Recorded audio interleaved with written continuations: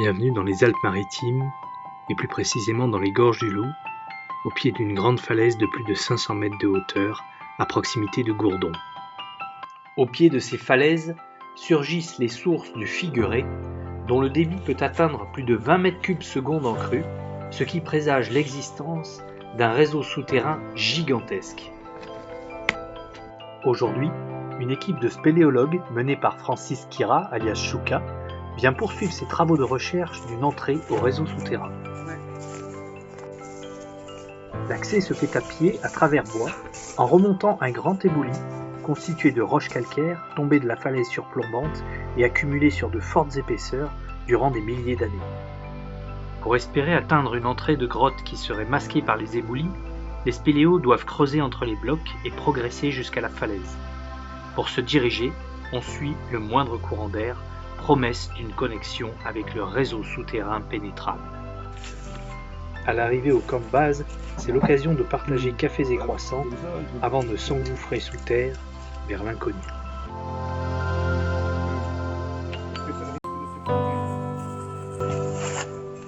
C'est Patrick qui descend le premier. L'entrée a été creusée dans les éboulis et consolidée avec des tores métalliques et un peu de béton. Ils sont fous ces spéléos. Mais je les comprends. L'attrait de l'inconnu est puissant.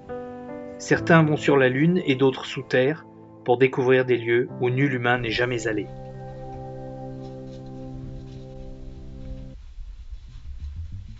La progression sous terre dans les éboulis n'est pas facile. Pour se frayer un chemin à travers les blocs d'éboulis, les spéléologues pratiquent un sport particulier appelé la désobstruction. Voilà. Et finalement, après plus de 10 ans d'efforts, de nombreuses séances de désobstruction, les spéléos ont enfin atteint le réseau souterrain du Figuret le 29 février 2020.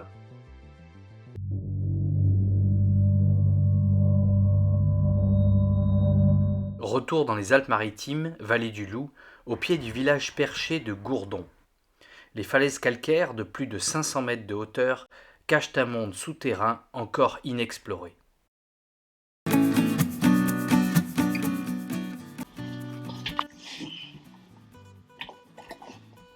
Et c'est quand on est arrivé un petit peu plus haut là. Oui. Tu vas voir. Tu as eu un écho là, non? Ouais. Oh, oh voilà, on est dans le plancher de la salle et on ne pouvait pas mieux sortir puisqu'on est au terminus de la salle. D'accord. Donc on est vraiment à l'extrémité est de la galerie. Et après 10 ans d'efforts, on quitte enfin les éboulis pour le réseau du Figuret. Oh! Vous l'avez rêvé 10 ans, vous l'avez fait! Ah, c'est immense. Ah oui.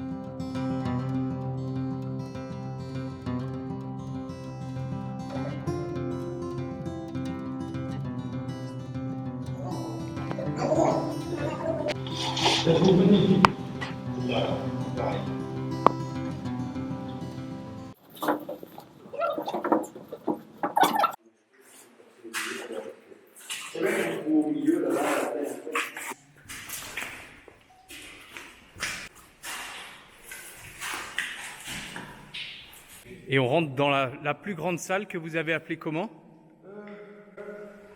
C'est la salle de la dune.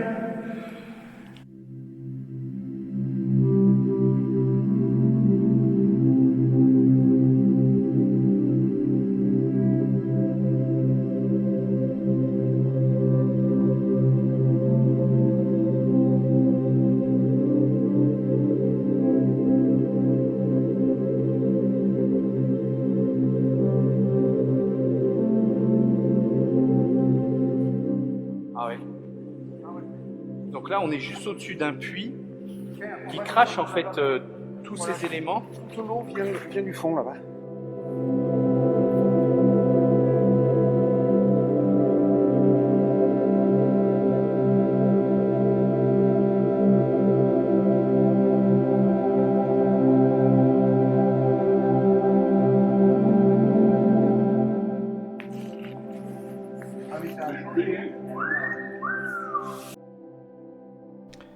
difficulté se profile. Au fond, on peut distinguer un niveau d'eau. La nappe permanente ou un niveau d'eau piégé? Mais récapitulons. Au fond de la salle de la dune, un puits. En crue, lorsque l'eau remonte de ce puits, les eaux chargées déposent d'abord les éléments les plus grossiers, le sable, qui vient comme tapisser les bords d'un entonnoir. Plus loin, seuls les éléments fins se déposent, ce qui explique que le reste de la cavité se retrouve recouvert d'argile collante jusqu'au fond de la galerie d'accès. Au niveau du puits, là où le conduit est très resserré, la force du courant a littéralement poli la roche calcaire, la faisant ressembler à du marbre. On est arrivé là-haut, et ici, il n'y a qu'une grande mare. C'est réellement inondé, là où est Francis. Essayons d'imaginer. L'eau remonte rapidement par le puits qui commence à inonder la salle de la dune. Le niveau de l'eau dépasse la butte de sable, puis inonde la galerie. Le niveau monte encore et finit par atteindre le plafond, plus de 15 mètres au-dessus du puits. Et ce sable, tout ce sable, des tonnes et des tonnes de sable. Ouais, on voit aussi des stratifications dans le sable, Ouais. avec des niveaux Il y plus en a clairs, trois, plus clair, plus sombre. et parfois du sable noir. Ouais. Plutôt intriguant ce sable noir. À la loupe binoculaire, un examen approfondi nous apprend qu'il s'agit en fait de minuscules particules de bois, noires comme du charbon. L'autre surprise, c'est que l'on retrouve une quantité importante par endroits de minuscules coquilles transparentes. Quant aux argiles qui se déposent plus loin dans la galerie, elles se retrouvent sculptées par des milliers de cannelures formées lors du retrait des eaux.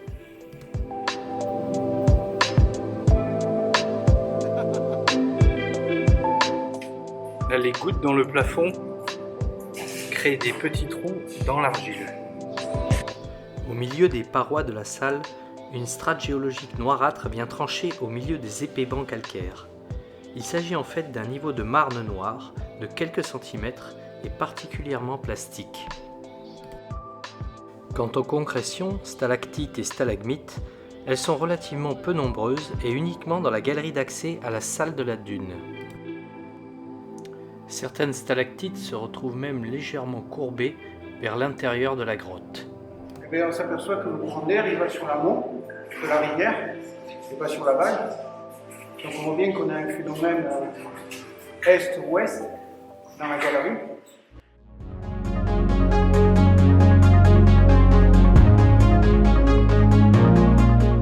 Il faut imaginer l'émerveillement des premiers spéléos à parcourir ces galeries qu'aucun humain n'avait jusqu'à présent contemplées. C'était le 1er mars 2020, il faut s'en souvenir. Et nul doute que leur détermination nous réservera encore de belles surprises.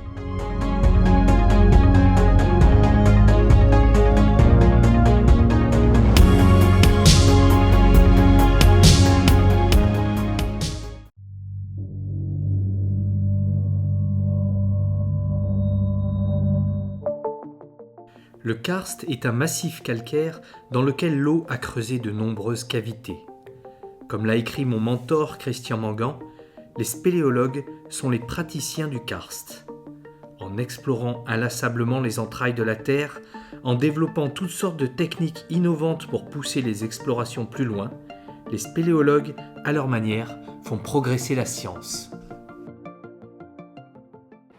Dans une première et une seconde vidéo, je vous avais montré comment des spéléos des Alpes-Maritimes avaient découvert le réseau souterrain du Figueret qui se développe sous les falaises derrière moi. C'est sur la commune de Gourdon, le petit village que vous pouvez voir en haut.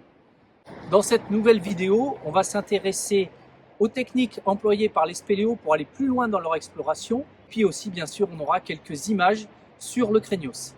C'est parti!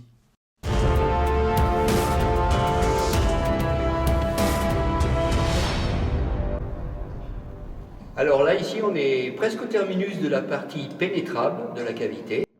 On est exactement dans la salle de la dune. Voilà, cette grande salle qui fait 35 mètres de diamètre et presque 25 mètres de hauteur.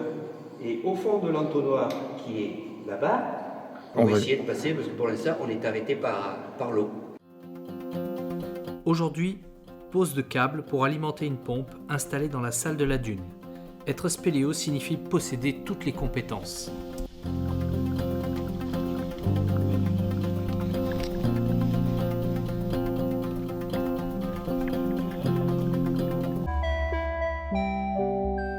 le sable de la salle de la dune est toujours présent, mais force est de constater qu'une bonne partie semble avoir disparu.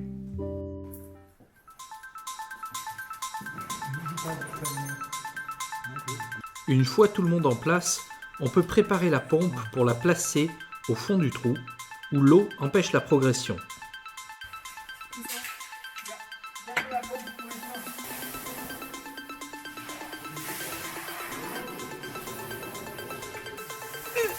Joli.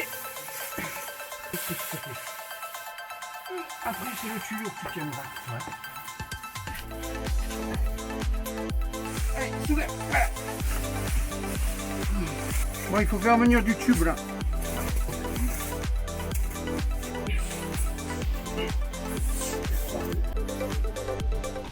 La pompe est désormais branchée et il ne reste plus qu'à la tester avec un rejet dans une perte du réseau.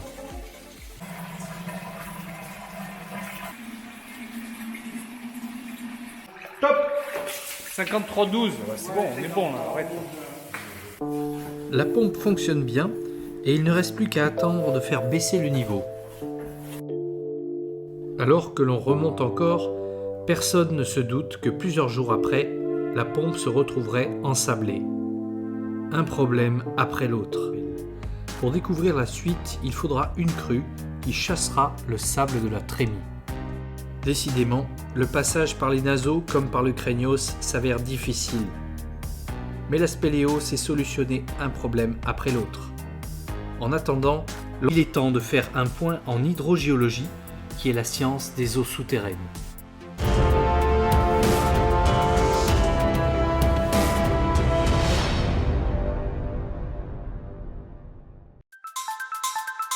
Les sources et surverses du Figueré, que l'on appelle des exutoires, se situent au pied des falaises de Gourdon. Celle-ci se prolonge vers le plateau de la Malle vers l'est. Une autre ligne de falaise au-dessus du replat de Gourdon marque une nouvelle série calcaire qui vient se superposer à l'unité de la Malle. Il s'agit du plateau de Cossol et du plateau de Cavillor. Mais intéressons-nous plus près aux exutoires du Figueré. Au-dessus de Pont-du-Loup, on retrouve d'abord la source du Figueré qui coule toute l'année à 232 mètres au-dessus du niveau de la mer. Au-dessus, plusieurs surverses, le Fugeret numéro 1, le Craignos dans lequel on retrouve la fameuse salle de la dune, la Branlante et tout en haut, enfin, les naseaux. Sur une coupe géologique schématique, on peut figurer les choses ainsi. En basses eaux, la nappe s'établit dans les fractures, fissures et galeries de la roche calcaire au contact avec les terrains imperméables du dessous, marne, gypse, carniole. L'eau n'a d'autre solution que de s'échapper par la source du Figueré.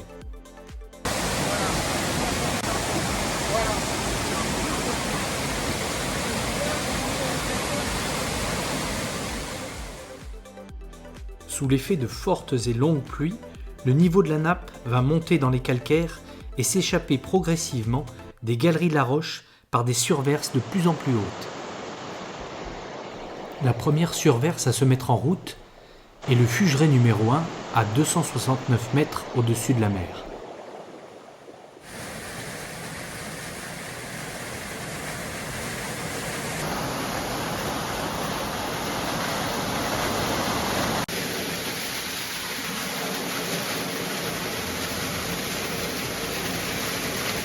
Le niveau de la nappe monte encore dans les calcaires et c'est au tour du Craignos de voir les eaux ressurgir avec force.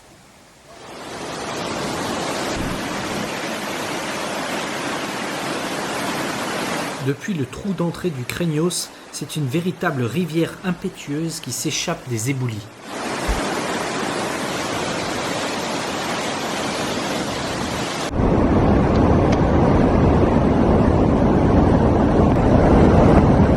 Ce jour-là, plus de 15 mètres cubes secondes dévalent les pentes jusqu'à la rivière du Loup. Quant au naseau, la surverse la plus haute, elle fonctionne différemment. En effet, il a déjà été observé que les naseaux coulaient, alors même que les surverses plus basses ne fonctionnaient pas. Il est probable qu'une couche de calcaire en petits bancs, intercalée au milieu de calcaire massif, joue le rôle d'imperméable relatif.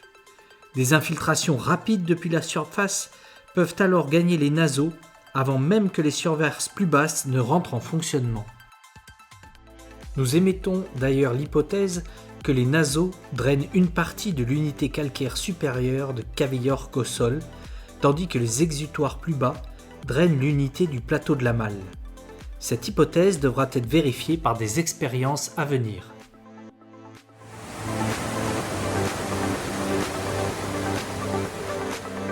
En prévision de ces expériences, et pour centraliser les données acquises par toutes sortes de capteurs, un labo de terrain est d'ores et déjà construit, et une visite s'impose.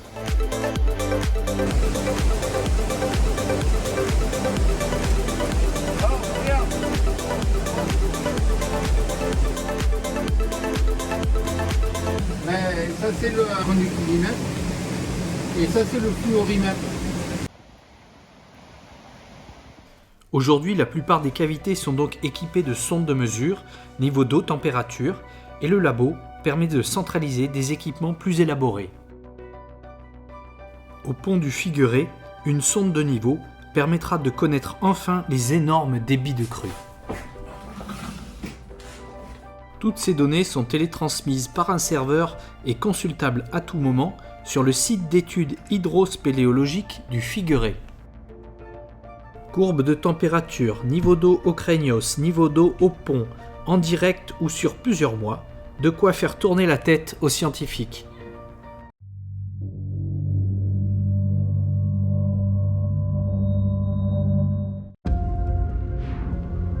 Dans les Alpes-Maritimes souterraines, la cavité du Craignos s'est laissée découvrir, mais elle résiste encore à livrer passage à un fabuleux réseau souterrain inexploré.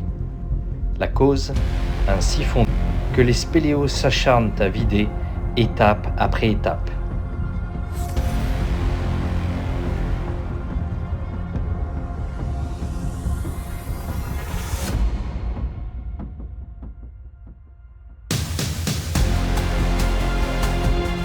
À 46 mètres de profondeur, on accède enfin à une conduite forcée naturelle hors des blocs, où les parois sont découpées de coups de gouge. Et dessous, ça pompe. Va-t-on enfin trouver le passage ?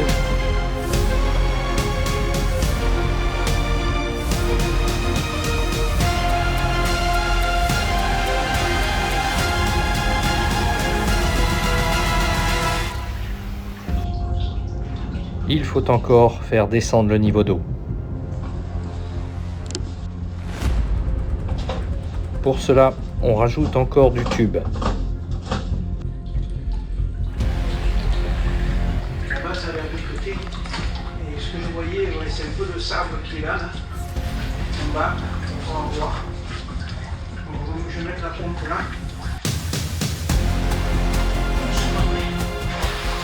Il faut une volonté en acier pour atteindre ces profondeurs et avec autant de technicité. C'est le travail de tout un groupe de passionnés. L'exploration est un mouvement d'équipe. Et la suite ?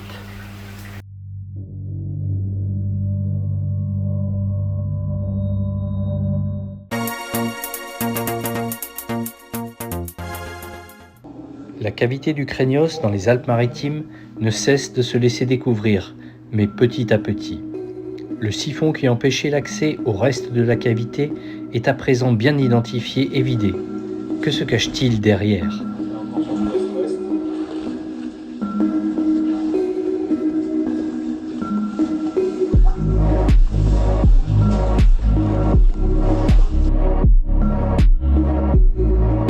Le réseau remonte en suivant une fracture subverticale orientée vers le sud-ouest. Des blocs impressionnants sont coincés dans la faille dont on ne voit pas la fin vers le haut. À l'extrémité de la galerie, un passage étroit à travers les blocs permet de se faufiler un peu plus loin. On peut remonter ainsi plusieurs mètres, mais pour l'instant, pas assez haut pour sortir de la zone habituellement noyée.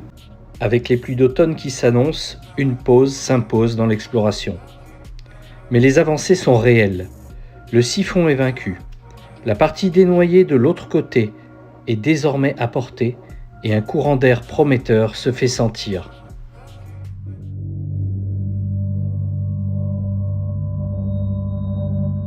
Préparatifs ce matin d'avril 2026 au camp de base spéléologique du Craignos, Pont du Loup, Alpes-Maritimes. Un nouveau venu s'équipe un peu différemment, chaussons et combinaisons néoprène. C'est parti. Arthur Establi est spéléonaute, un plongeur spécialisé dans la plongée souterraine, une discipline qui demande technicité, concentration et un certain courage.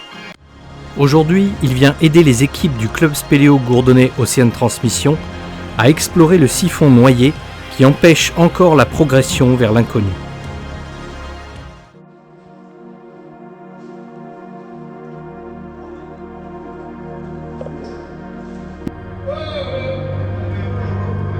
Après 140 mètres de galerie creusée dans des éboulis, l'équipe débouche dans la salle du 1er mars, découverte en 2020. La cavité se dévoile peu à peu avec une grande galerie qui descend en pente douce.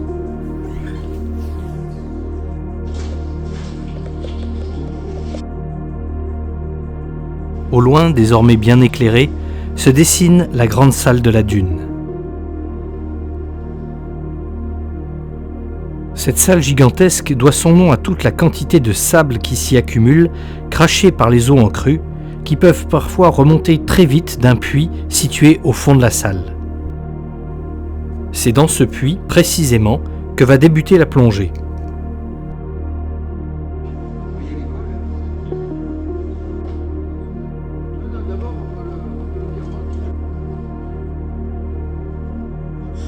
Les préparatifs sont rigoureux, sous l'œil des spéléologues. Arthur Establi vérifie chaque détail, vital pour sa survie.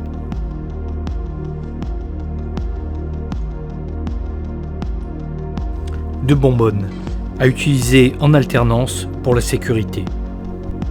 Pendant qu'Arthur Establi termine de s'équiper, profitons-en pour imaginer quelle pourrait être la suite. En haut à gauche, la salle de la dune, découverte en 2020. En bas, un puits vertical encombré de blocs rocheux, dégagé patiemment par les spéléos et vidé par pompage. Cette partie en siphon a pu ainsi être explorée à pied sec, mais plus loin le réseau souterrain remonte et n'a pas pu être exploré plus avant en raison de pluies annoncées. L'idée est la suivante. Arthur Establi plonge dans le puits, passe le point bas du siphon et remonte dans la galerie inexplorée jusqu'à ressortir de l'autre côté du siphon. De là, on espère qu'il découvrira les débuts de la suite du réseau souterrain. Qui sait, de grandes salles, des kilomètres de réseau. Mais ça y est, Arthur Establi est prêt.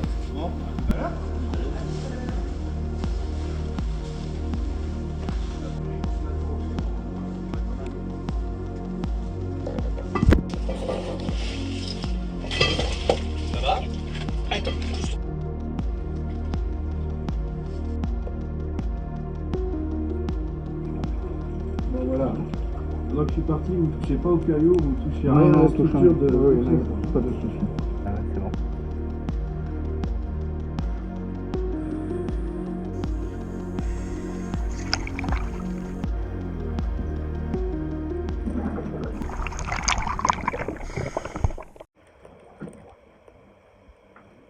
Début de plongée.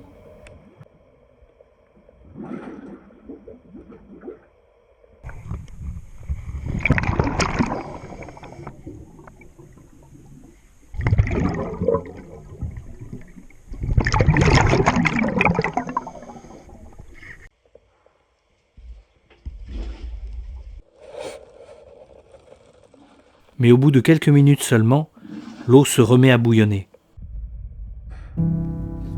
Ça ne passe pas.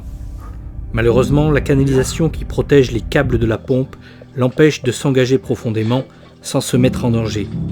Il faudra reconfigurer le passage.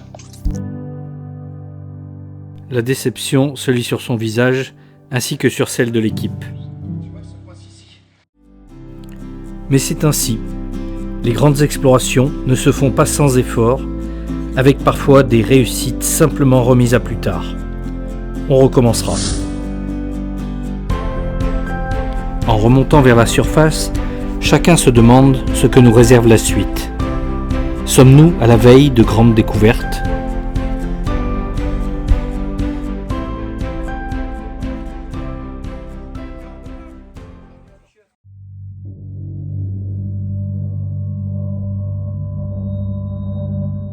Rien de tout cela ne serait possible sans le concours des spéléologues bénévoles du groupe spéléologique gourdonnais et de nombreux autres spéléos, qu'ils soient ici tous remerciés. Mais il faut citer aussi de nombreux soutiens qui viennent accompagner les efforts de découverte par du matériel, un soutien technique ou des subventions. On doit citer la société WIT qui met des équipements informatiques à disposition, la mairie de Gourdon qui subventionne le club spéléo, ou encore EduMed de l'université GéoAzur qui récupère les données enregistrées à destination de l'enseignement en géosciences. C'est aussi des associations tierces comme l'association Laboratoire Karst des Géosciences qui apporte visibilité et conseils en hydrogéologie. Une telle synergie dédiée à l'exploration et à la connaissance des réseaux souterrains est exceptionnelle. Par son potentiel de découverte spéléologique, par ses débits de crue hors normes, par son niveau d'équipement scientifique moderne, par l'implication des acteurs locaux, le site du Figueré représente un site expérimental de premier ordre pour l'étude du karst et des eaux souterraines.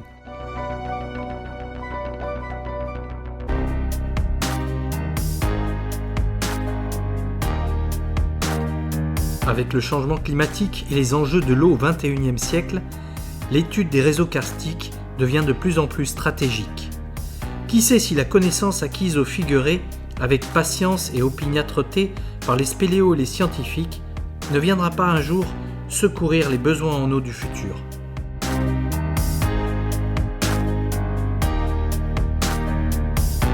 À ce jour, la suite des réseaux souterrains résiste encore. Mais nul doute que les pompages aux naseaux et aux craignos vont donner leurs fruits. Définitivement, nous ne sommes pas au bout des découvertes au Figueré.